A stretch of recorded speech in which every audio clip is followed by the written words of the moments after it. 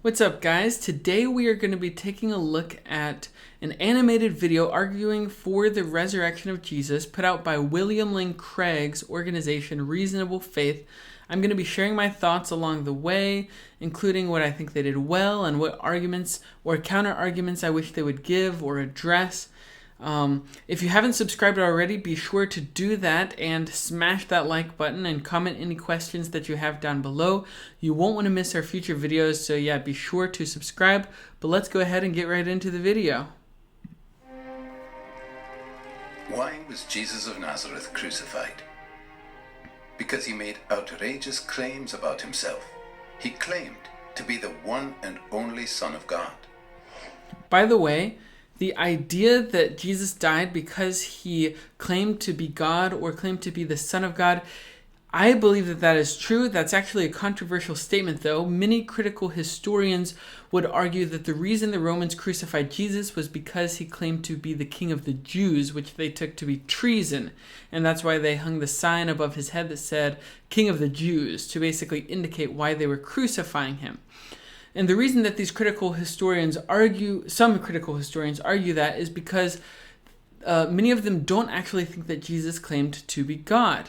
They think that later Christians superimposed these statements onto Jesus' words, especially in the later gospel, the Gospel of John, and that the historical Jesus never made these claims. However, in a recent video called Did Jesus Claim to be God?, I actually showed that Jesus, in every single historical source we have, claimed to be the Son of Man from Daniel 7.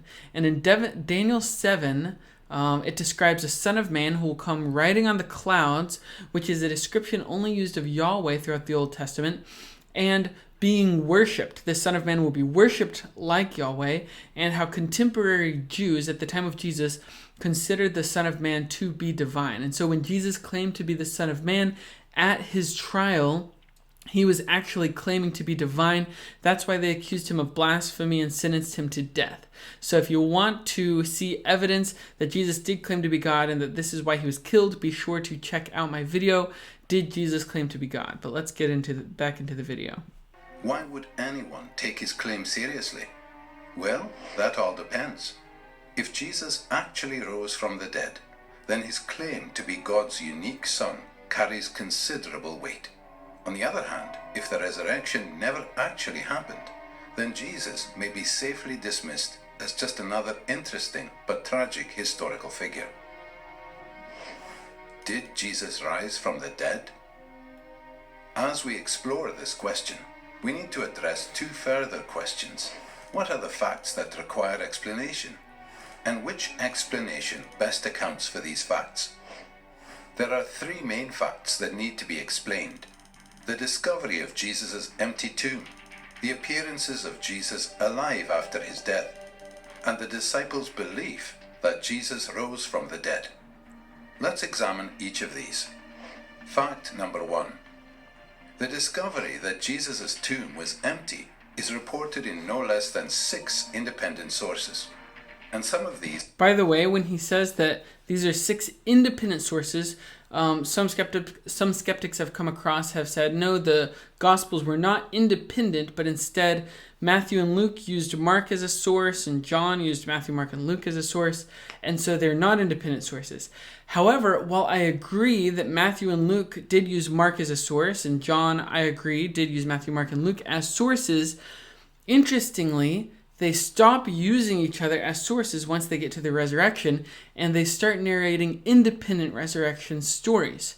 So they're still independent stories, even though the different Gospels are familiar with each other. They narrate different resurrection appearances and events. And so even though the Gospels are interconnected, the Gospel sources that narrate these resurrection events are independent sources, and so this argument is still valid.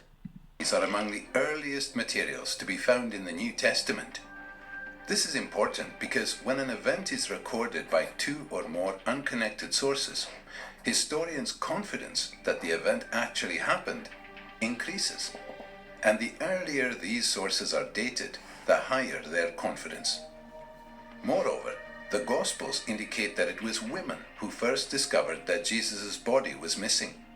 This is likely historical because in that culture, a woman's testimony was considered next to worthless. A later legend or fabrication would have had men make this discovery. Interestingly, our earliest gospel source, or not gospel source, our earliest source on the resurrection, which they mentioned already from 1 Corinthians 15, written by Paul, that is our earliest source on the resurrection appearances, and it doesn't mention anything about the women, about Jesus appearing to the women or them discovering the empty tomb.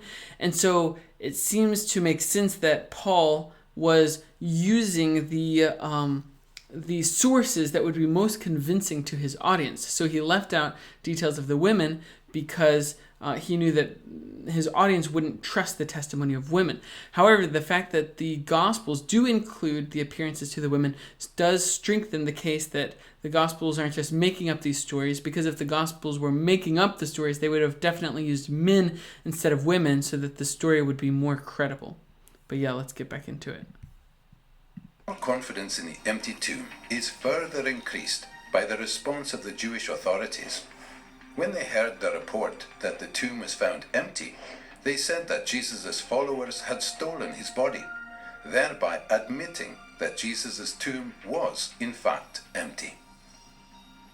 Most scholars, by far, hold firmly to the reliability of the biblical statements about the empty tomb. Fact number 2. The appearances of Jesus alive after his death. In one of the earliest letters in the New Testament, Paul provides a list of witnesses to Jesus' resurrection appearances. He appeared to Peter, then to the 12. Then he appeared to more than 500 brothers at one time. Then he appeared to James, then to all the apostles. Finally, he appeared also to me. Furthermore, various resurrection appearances of Jesus are independently confirmed by the Gospel accounts. On the basis of Paul's testimony alone, virtually all historical scholars agree that various individuals and groups experienced appearances of Jesus alive after his death. It may be taken as historically certain that Peter and the disciples had experiences after Jesus' death in which Jesus appeared to them as the risen Christ. By the way, Gerd Ludemann, who makes this statement, is actually not a believer. He doesn't believe in the resurrection. And as a result, this just strengthens this just shows you from the strongest source possible that critical historians do think that the eyewitnesses experienced what they believe to be Jesus after his death. The reason that this is so strongly believed among critical historians is the fact that Paul mentions the appearances to Peter and James. And interestingly, Paul personally knew Peter and James, as he says in Galatians 1:19 and following. Paul had met with Peter and James and talked to them soon after his conversion, and so it's not like he's just passing on some sort of oral tradition he's heard. He has personally heard of the appearances to Peter and James directly from the source, Peter and James, and therefore we can trust that what he's passing on is reliable information. Fact number 3. The disciples' belief in the resurrection. After Jesus' crucifixion, his followers were devastated, demoralized, and hiding in fear for their lives. As Jews, they had no concept of a Messiah who would be executed by his enemies, much less come back to life. The only resurrection Jews believed in was a universal event on Judgment Day after the end of the world, not an individual event within history. Moreover, in Jewish law, Jesus' crucifixion as a criminal meant that he was literally under God's curse. Yet somehow, despite all of this, the disciples suddenly and sincerely came to believe that God had raised Jesus from the dead. They were so completely convinced that, when threatened with death, not one of them recanted. Even the Pharisee Paul, who persecuted Christians, suddenly became a Christian himself, as did Jesus' skeptical younger brother, James. Some sort of powerful, transformative experience is required to generate the sort of movement earliest Christianity was. That is why, as an historian, I cannot explain the rise of early Christianity unless Jesus rose again, leaving an empty tomb behind him. These three firmly established facts cry out for an adequate explanation. How do you make sense of them? Down through history, various naturalistic explanations have been offered to explain away these facts. The conspiracy hypothesis, the apparent death hypothesis, the hallucination hypothesis, and so on. All of these have been nearly universally rejected by contemporary scholarship. The simple fact is that there is just no plausible naturalistic explanation of these three facts. The explanation given by the original eyewitnesses is that God raised Jesus from the dead. If it's even possible that God exists, then that explanation cannot be ruled out. For a God who is able to create the entire universe, the odd resurrection would be child's play. An empty tomb, Jesus' appearances alive after his death, and a group of dejected followers suddenly transformed by a radical new belief in a risen Messiah. These are independently established historical facts. How do you explain them? All right, so when he talks about the disciples dying for their faith, I often hear skeptics say, well, how do you know? What sources do we actually have that the disciples died for their faith? And while we don't necessarily have reliable information for every single one of the disciples, we do have reliable historical sources for the deaths of Peter, James the brother of Jesus, Paul, and James the apostle. These sources include Josephus or Eusebius quoting an earlier source that's reliable, and other early historical sources that make these deaths reliable. So we know that the people who specifically we have the strongest information that they saw appearances of Jesus, the three strongest cases being Peter, Paul, and James the brother of Jesus, we know that each of these people did die for their beliefs in the resurrected Jesus.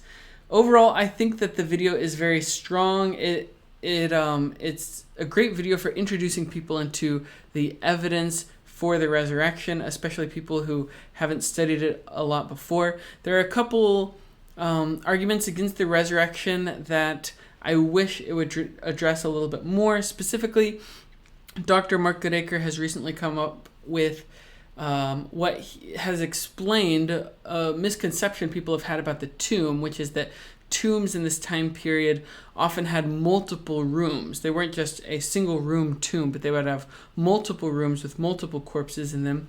And in the Gospel of Mark, when the women go to the tomb and the man tells them that that Jesus is not there, he says, "See where they laid him," and he points. And so this may indicate that he's pointing into one of the rooms where he believed that Jesus lay. However, this opens up the possibility for maybe kind of like some sort of mix-up where they got the rooms mixed up.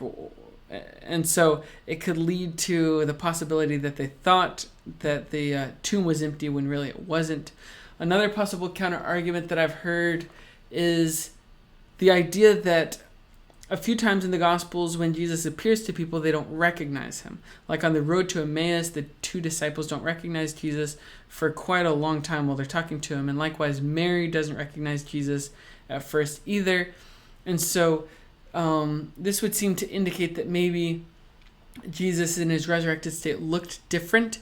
And so you could maybe come up with a hypothesis wherein the disciples were later thinking back on their time soon after Jesus' death and maybe taking memories of people that were kind of moving to them and maybe convincing themselves that those people had been Jesus alive from the dead. In the same way that sometimes Christians wonder whether or not someone that they were talking to was an angel, you might have the same kind of thing where the disciples think back on their early experiences after Jesus' death and convince themselves that some of the people they were talking to was actually Jesus alive from the dead.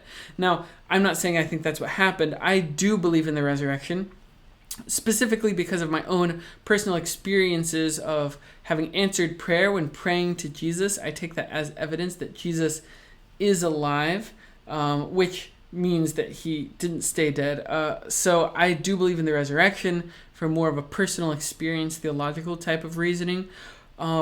With the historical evidence, I think that the historical evidence makes sense of Jesus' resurrection. But I'm not sure I would say that it proves Jesus' resurrection. I think if Jesus did raise from the dead, this is the type of historical evidence we would expect. However, I'm not necessarily convinced that this is the only reasonable explanation that someone could give, and that there are no possible rationalistic explanations for the resurrection.